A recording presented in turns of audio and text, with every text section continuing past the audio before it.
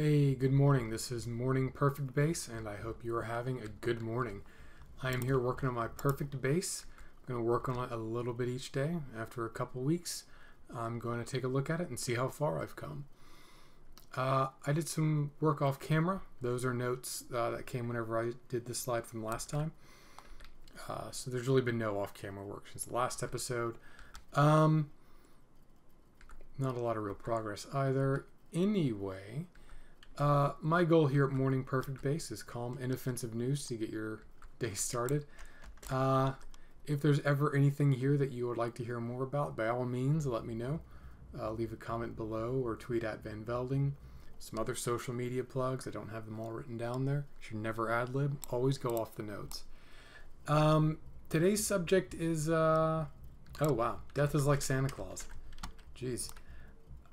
It's going to be, it's going to be a little heavier than usual, I think. We're going to have some, a few articles that I think maybe have a little more weight than the average thing at table here.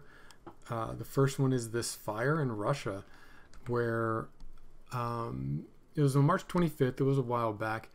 It was in the Russian city of Kemerovo. I apologize if I mispronounced that. It was in an old Cold War factory that was converted into a mall. It caught on fire. And whenever civilians realized the building was on fire, they went to some of the fire exits which were blocked in contravention of fire code. In addition, authorities wanted to avoid a panic, so they had a security officer turn off the fire alarms. At least 64 people died, 41 of them were children. I say at least because Russian authorities, those numbers are from Russian authorities, which their stock's pretty low right now. Protests quickly formed afterwards, though, and many participants were blaming corruption for the failure to implement those safety procedures. Folks just sliding construction folks money to avoid, having to comply with fire codes and things like that. Slipping money to construction workers and politicians. The protesters called for justice. They wanted a lot of members of the government removed, including Vladimir Putin. 2 folks have already been arrested and 3 detained, one of which was the security guard who was told to turn the alarms off. Putin himself, he flew out directly to talk with those folks, which seems like a pretty smart move on his part, and promising there would be justice. And there have already been a couple guys who've been, chosen to be punished for that. I don't know. It's hard to objectively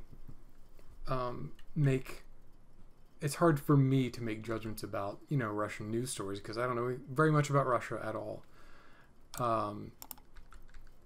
But I think it's inexcusable that you could have such widespread corruption that these kids would die. I'm glad that Russians are protesting to get justice.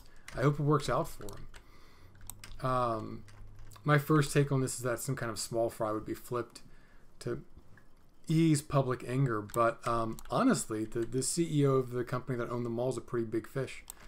So I think maybe some government officials are up on the block. So I don't know. I don't.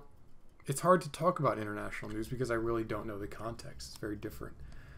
Say what you will about Russian corruption and indifference towards their people, but the last American CEO I remember being arrested was Martin Shkreli. And that was for ripping off rich people, not actually, keeping people away from life-saving medication. I mean, there's illegal, and then there's shitty. So, and I guess we're a nation of rule of law, and you get arrested for illegal stuff, not shitty stuff. And I think that by accident, sometimes places like Russia, in that they have such a free hand to use the power of the state to go after anyone they want to, then, they can occasionally punish the just to ease public anger. But again, that lacks a certain kind of integrity that we should all take comfort in. Anyway, we should always abhor corruption and hold government accountable for its basic function first, and that it works afterwards. This slide is huge. It's a slide so long and so intricate that it makes me remember that I used to make Minecraft news for adults, and I used to be able to get 2 takes at these things. Things not to excuse or nope, it's gone now. So, more dead kids in a different part of the world. Mahul. Mahul is it's a little suburb of India. It's there's this shanty town. You know shanty towns, and on the outskirts of Mumbai, India. Oof, man, we gotta dig down, huh? I should probably start digging along this wall. Yeah, probably should have. They planned a water pipeline through this shanty town. The people kept moving back. So what they did is they made them a little apartment complex in a place called Mahul. It's a little suburb. It's east of Mumbai. And, you know, there might be something at the back of your head going, something, what's this called? It's called a forced relocation. They never turn out well. Well, I don't want to be presumptuous. I've never heard of them turning out well for the people who were relocated. Because obviously, when someone more powerful moves you, they don't give a crap about you. You're an obstacle, and they're solving you. How you turn out in that situation, right, is not their concern at all. If you have so much power that you can just remove another person, you probably don't give a shit about them. So that is the case in Mahul. So let's just run down the forced relocation checklist. Number displaced, 30,000. Type of displaced, poor. Problem, the new location borders oil refineries and fertilizer plants. 67% of inhabitants report difficulties breathing at least once a month. 86% report eye burning. Water sources have oil in them. There is occasional sewage backed up into the walkways. Poor travel infrastructure keeps poor people from getting to work. These aren't just homeless people. These are working poor. Callous government response. The inhabitants are making it up so that they can be, so they can go back to their shanty towns. Face on the tragedy. A woman who's a software developer whose parents have died since she moved in, and a 20-year-old woman who has already had one 11-year-old child die, and whose 20-year-old daughter is coming down with similar lung symptoms. What else is there to say? Oh, here's one about self-driving cars. Self-driving cars have killed people. It's very cosmopolitan. It was one of Uber's test driving cars. And apparently to the article was at USA Today, so it is impossible to get like a full set of information out of. And they quote statistics from a Toyota exec who's selling self-driving cars. So, like, what journalism held that, man? Anyway, 98% of road deaths are caused by human inattention. Again, I can't provide better facts than that because time and research and blah, blah, blah. But if you go with those numbers, then that's about 4,000 people killed on U.S. roads from January through March, simply because of human inattention. Automated cars are a big step forward, and no kidding, they are going to save a lot of lives. And ultimately, we have to, as people, put on our grown-up pants and accept that they are going to kill some people. And they're going to kill far fewer people than they save. And the sooner we wrap our stupid ape brains around that, the sooner we can get this show literally on the road. Deal with it, people. Deal with it. It's important to draw a line of accountability from Chris. Chris, literally, you see it? You see that? You see that down there? That's where you store all your shit. Fucking idiot. We need a line of accountability from people who manufacture these intelligences to the car makers and drivers. We need to define those boundaries. And the sooner we do it, the better. And we can all get on with just letting cars do the driving. Let's see, CBR attacks. Oh, yeah, wow, okay. So, you know, I write these things ahead of time, and then I put off a lot of shit, and then I eventually do them. So, on March 12th, British spy Sergei Skripal and his daughter Yulia were both exposed to a nerve agent from the Russian Novichok family of military nerve agents. The morning as of this writing, the Syrian government used chemical weapons against its own people to eliminate dissident populations. You know, as of recording, we just launched a limited military strike on Syrian airfields, Syrian military assets. So that's a fun one. Last month saw the 30th anniversary of the Halabja, chemical attack where Saddam Hussein used chemical weapons on his own people. Halabja survivors are currently suing European companies for their part in selling those chemicals to Saddam Hussein. I don't know a lot about that. Tomorrow's episode is Lucrum Volt, and if I had enough to work with on that, I'd put it in there, but there's not a lot of traction in that story at first glance for me to justify more.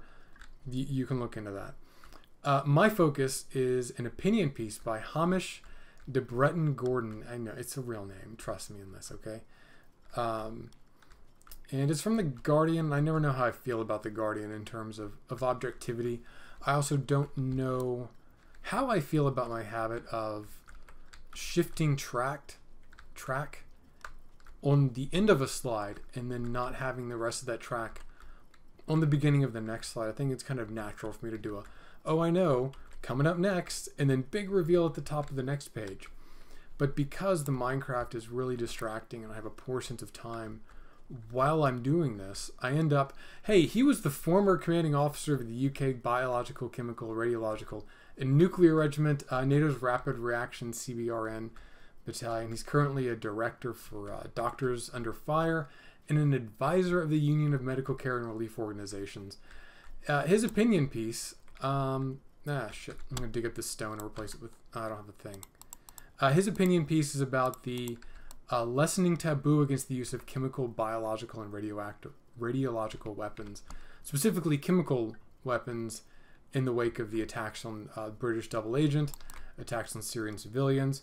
He outlines the failure of the British Parliament and the Obama administration to act over Assad's use of chemical weapons in Syria. I don't know enough to say he's wrong, but the opinion piece itself is worth a read. You know, I think it's worth drawing a strong line on the use of chemical weapons, of being honestly abhorred by that. You know, I'm pro doing something about it, and I understand that it was not his modus operandi, but I was disappointed when Obama didn't.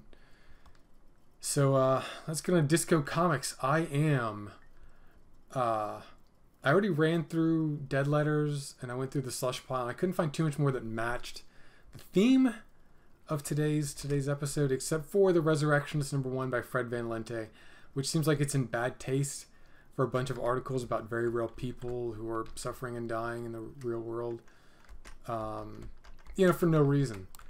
Because I wanted something on theme, but not something actually, I guess, antithetical to the theme. You know what I mean? It's like, hey, these are people who die but don't really die, I guess.